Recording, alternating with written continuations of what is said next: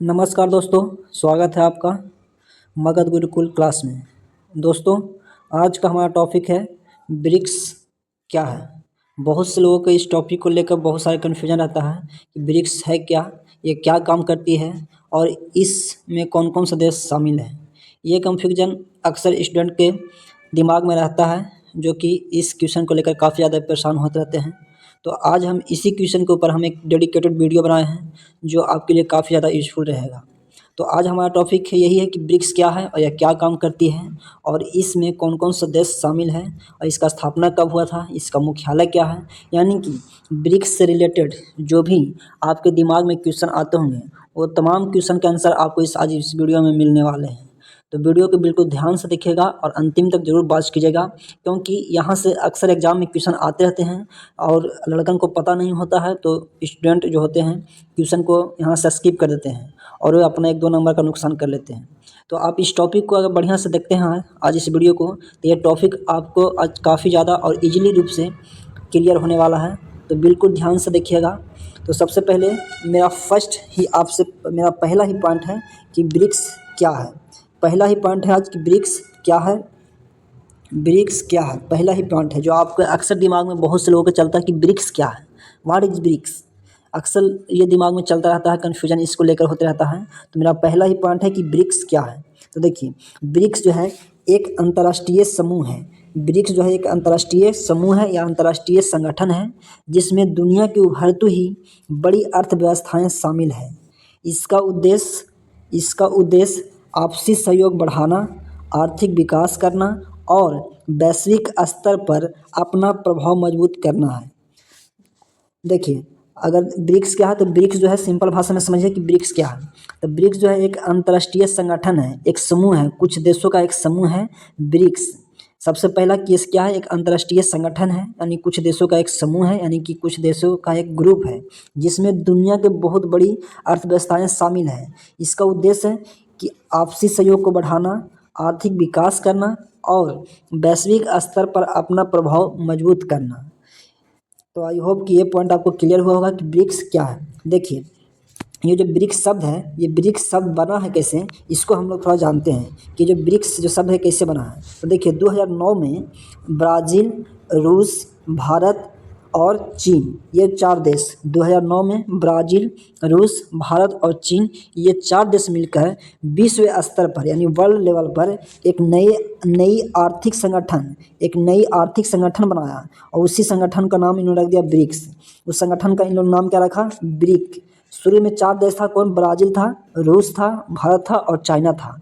ये 4 देश मिलकर एक संगठन बनाया, एक ग्रुप बनाया, आर्थिक रूप से एक संगठन ग्रुप बनाया और उस ग्रुप का नाम रखा शुरू में ब्रिक। ये जो ब्रिक जो बना है, ये 4 देश के पहले लेटर के अक्षर के नाम से ही बना है। बी से ब्राज़ील हो गया, आर से रूस हो गया, आई से इंडिया हो गया और सी से चाइना हो गया। यानी कि शुरू में ये 4 देश मिलकर ब्रिक की स्थापना किया 2009 में। और फिर देखिए 2010 में दक्षिण अफ्रीका के शामिल होने के बाद इसका नाम बदलकर ब्रिक्स कर दिया गया। देखिए, 2009 में मात्र 4 ही देश था इस संगठन में, ब्राज़ील था, रूस था, भारत था और इंडिया था। तो ये 4 देश पहले मिलकर ब्रिक कहलाता था। लेकिन जब 2010 में इस संगठन में दक्षिण अफ्रीका शामिल हो गया, तब उसका नाम हो गया ब्रिक्स।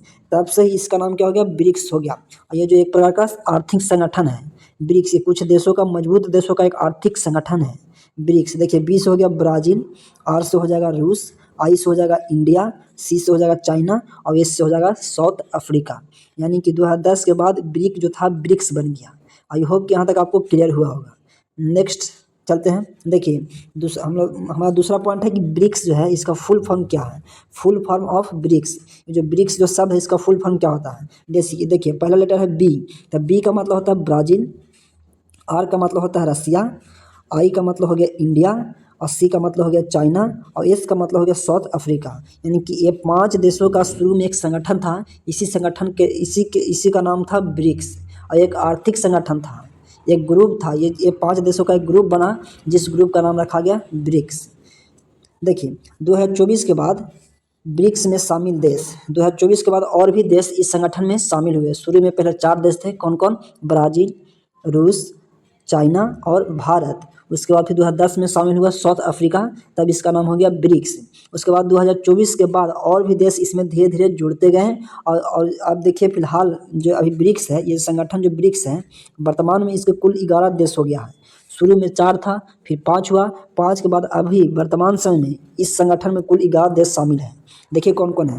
पहले ब्राज़ील तो था ही, रसिया भी था पहले से, इंडिया भी था, चाइना भी था और साउथ अफ्रीका भी था, यहाँ तक तो था। लेकिन उसके बाद देखिए नया देश शामिल कौन कौन हुआ। सऊदी अरब शामिल हो गया, यूनाइटेड अरब अमीरात यानी कि यूएई शामिल हो गया, उसके बाद ईरान शामिल हो गया, उसके बाद इजिप्ट यानी कि मिस्र शामिल हुआ, उसके बाद इथोपिया शामिल हुआ और उसके बाद इंडोनेशिया शामिल हुआ। इंडोनेशिया हाल फिलहाल में शामिल हुआ है 2024 के बाद शामिल हुआ है, इंडोनेशिया हाल फिलहाल में शामिल हुआ है। तो वर्तमान समय में ये जो संगठन है ब्रिक्स, उसमें कुल 11 देश है।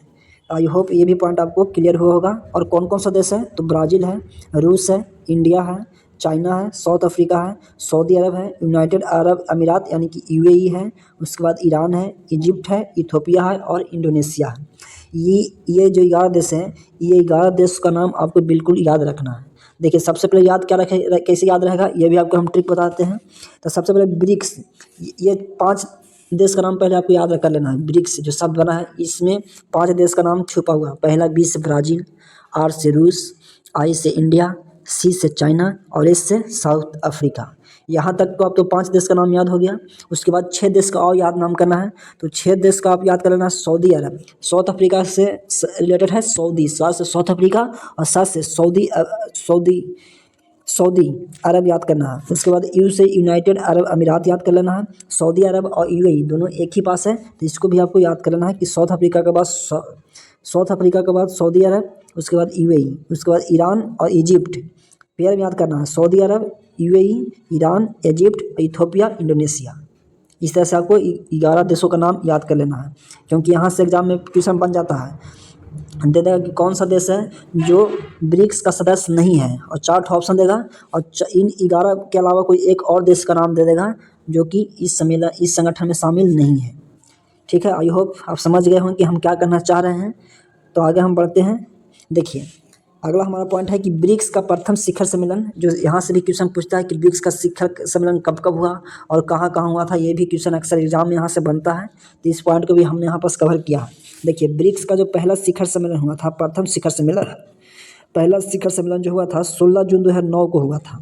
16 जून 2009 को हुआ था, रूस के में हुआ था। 16 जून 2009 को रूस के येकेटेरिनबर्ग जो शहर है यही हुआ था, येकेटेरिनबर्ग शहर में हुआ था। तो ब्रिक्स का प्रथम शिखर सम्मेलन 16 जून 2009 को रूस के किस शहर में हुआ था, तो येकेटेरिनबर्ग शहर में हुआ था। ये शहर बहुत जरूरी है, इसको याद करना, इस शहर का नाम याद रखना है। ब्रिक्स का शिखर सम्मेलन जो प्रथम शिखर सम्मेलन था 2009 में हुआ था, रूस के येकेटेरिनबर्ग शहर में हुआ था। उसके बाद दूसरा शिखर सम्मेलन, इसका दूसरा शिखर सम्मेलन 15 अप्रैल 2010 को ब्राज़ील में हुआ था। पहला शिखर सम्मेलन 2009 के रूस में हुआ था, दूसरा शिखर सम्मेलन 2010 में यानी 1 साल बाद 2010 में ब्राज़ील में हुआ था, जिसमें दक्षिण अफ्रीका को इसका सदस्यता प्रदान करने की सहमति बनी थी। यानी कि दूसरे शिखर सम्मेलन में ही दक्षिण अफ्रीका को इस संगठन का सदस्य बनने का सहमति मिला था कि जो 4 देश का जो 4 देश तो शुरू से था, 2009 में जो 4 देश था, उसके बाद जो 2010 में शिखर सम्मेलन हुआ, उस शिखर सम्मेलन में ही दक्षिण अफ्रीका को इसका सदस्य देश बनने का सहमति मिला था कि साउथ अफ्रीका जो है इस देश का सदस्य बनेगा। तो ये सहमति जो मिला था दक्षिण अफ्रीका को, इसी दूसरे शिखर सम्मेलन 2010 में मिला था जो ब्राज़ील में हुआ था। उसके बाद इसका तीसरा शिखर सम्मेलन, तो इसका तीसरा शिखर सम्मेलन जो हुआ 2011 में हुआ, 14 अप्रैल 2011 को चीन में हुआ। इस शिखर सम्मेलन में दक्षिण अफ्रीका पहली बार शामिल हुआ था, पहले से शामिल नहीं हुआ था। देखिए पूछेगा यहाँ से क्वेश्चन, देखिए कैसे पूछेगा कि ब्रिक्स के किस शिखर सम्मेलन में पहली बार दक्षिण अफ्रीका शामिल हुआ था। तो इसका सही आंसर होगा तीसरा शिखर सम्मेलन, क्योंकि पहला शिखर सम्मेलन 2009 में हुआ था तो उस समय ब्रिक्स का हिस्सा था ही नहीं दक्षिण अफ्रीका। और जब दूसरा शिखर सम्मेलन 2010 में हुआ 1 साल बाद, तो उसमें तो सहमति बना ही था ये साउथ अफ्रीका को शामिल करने का, तो उसमें भी नहीं था। और लेकिन जब तीसरा शिखर सम्मेलन 2014 हुआ, तो जो चाइना में हुआ उसमें साउथ अफ्रीका शामिल हुआ था। तो तीसरा शिखर सम्मेलन में साउथ अफ्रीका शामिल हुआ था पहली बार। तो इस पॉइंट को भी आपको याद रखना है। देखिए अगला पॉइंट है कि छठवां शिखर सम्मेलन 16 जुलाई 2014, छठा शिखर सम्मेलन 16 जुलाई 2014 को फोर्टलेजा जो ब्राज़ील में है, फोर्टलेजा जो है ब्राज़ील का एक शहर है, फोर्टलेजा में हुआ। इसी सम्मेलन के दौरान ब्रिक्स विकास बैंक की स्थापना हुई थी। एनडीबी जो बैंक है इसी का एक अपना बैंक है। ये जो संगठन है ब्रिक्स, इसका एक खुद का बैंक है जिस बैंक का नाम है एनडीबी बैंक। शुरू में इस बैंक का नाम था ब्रिक्स विकास बैंक, लेकिन अब इस बैंक का नाम हो गया एनडीबी बैंक, यानी कि न्यू डेवलपमेंट बैंक, जो कि इसका पहला नाम था ब्रिक्स विकास बैंक। ये जो ब्रिक्स विकास बैंक की स्थापना किस सम्मेलन के दौरान हुआ था, तो छठा शिखर सम्मेलन 2014 जो ब्राज़ील में हुआ था, इसी के दौरान ब्रिक्स विकास बैंक यानी एनडीबी का स्थापना हुआ था। तो देखिए यहाँ से कई तरह का क्वेश्चन बनेगा। पहला क्वेश्चन यहाँ से ये बनेगा कि ब्रिक्स का प्रथम शिखर सम्मेलन कब हुआ था, तो याद रखना है 2009 में। कहाँ हुआ था, तो रूस में हुआ था, और रूस के किस शहर में हुआ था, तो एकटेरिनबर्ग शहर में हुआ था। दूसरा पॉइंट ये याद रखना कि इसका दूसरा सम्मेलन जस्ट 1 साल बाद हुआ, लेकिन ये हुआ था ब्राज़ील में। पहला रूस में, दूसरा ब्राज़ील में 2010 में हुआ था, और इसमें दक्षिण अफ्रीका को इस संगठन का सदस्य बनने का सहमति मिला था। और इसका तीसरा शिखर सम्मेलन 14 अप्रैल 2011 को चाइना में हुआ। इस शिखर सम्मेलन में दक्षिण अफ्रीका पहली बार भाग लिया था। उसके बाद छठवां शिखर सम्मेलन 16 जुलाई 2014 को ब्राज़ील के फोर्टलेजा शहर में हुआ, और इस शिखर सम्मेलन के दौरान ही ब्रिक्स विकास बैंक का स्थापना हुआ, यानी कि एनडीबी का स्थापना हुआ। तो आपसे क्वेश्चन ये भी पूछ सकता है कि एनडीबी की स्थापना किस शिखर सम्मेलन में हुआ था, तो छठवां शिखर सम्मेलन में। ब्रिक्स का छठवां शिखर सम्मेलन 2014 में ब्रिक्स विकास बैंक की स्थापना हुआ था। आई होप कि ये सारा पॉइंट आपको क्लियर हुआ होगा। नेक्स्ट आगे बढ़ते हैं हम। अब देखिए अगला पॉइंट है हमारा कि ब्रिक्स का मुख्यालय कहाँ है। देखिए ब्रिक्स का कोई अस्थाई यानी कि परमानेंट मुख्यालय नहीं है। ब्रिक्स जो ये संगठन है, ये संगठन का कोई भी अस्थाई परमानेंट मुख्यालय नहीं है, लेकिन ब्रिक्स देशों का, ये जो ब्रिक्स देश है 11 देशों का एक अपना बैंक, न्यू डेवलपमेंट बैंक यानी कि एनडीबी बैंक, यानी कि ये जो एनडीबी बैंक है ये खुद का ब्रिक्स जो संगठन है इसका एक अपना बैंक है। यानी कि ये जो 11 देश इसमें शामिल हैं, ये 11 देशों का एक अपना खुद का बैंक है। क्या, एनडीबी यानी कि न्यू डेवलपमेंट बैंक जो है ये ब्रिक्स का खुद का अपना बैंक है, जिसे पहले ब्रिक्स डेवलपमेंट बैंक के नाम से जाना जाता था। इसी बैंक एनडीबी को पहले हम लोग ब्रिक्स डेवलपमेंट बैंक के नाम से जाना जाता था। तो ये होप ये भी पॉइंट आपको क्लियर हुआ होगा कि बहुत से लोगों को ये ध्यान में आता है कि ब्रिक्स का मुख्यालय होगा, लेकिन ब्रिक्स का कोई मुख्यालय नहीं है। इसका परमानेंट कोई मुख्यालय नहीं है कि नहीं, इसका कोई हेडक्वार्टर नहीं है, लेकिन इसका खुद का एक बैंक है। देखिए यही बैंक है एनडीबी बैंक। देखिए कितना भव्य, एकदम बहुत विशाल बैंक है एनडीबी बैंक, और मात्र इसमें 11 देश का ही इस पर अधिकार है, बाकी का नहीं है।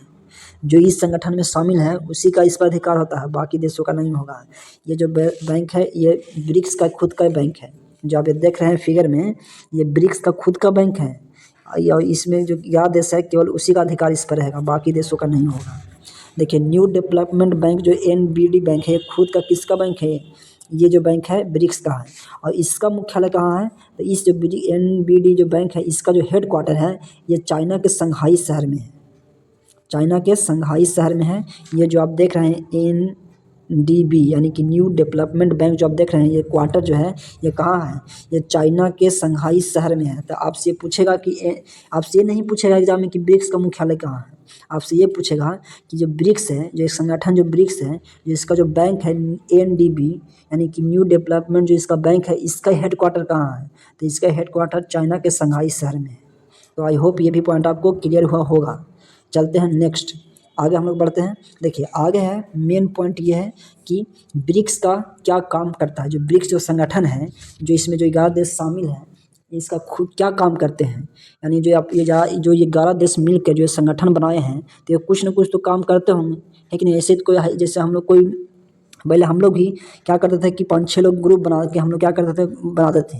तो ग्रुप बनाइए तो कुछ ना कुछ तो कीजिएगा ना, कि ऐसा ग्रुप बना के उसमें खाली बकवास कीजिएगा।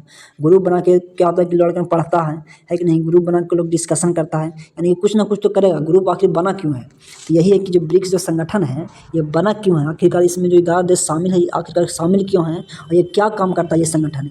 यही हम लोग आज इस पॉइंट में यही है कि ब्रिक्स का क्या काम करता है। तो ब्रिक्स का मुख्य काम है, पहला काम यही इसका कि सदस्य देशों के बीच आर्थिक सहयोग को बढ़ावा देना।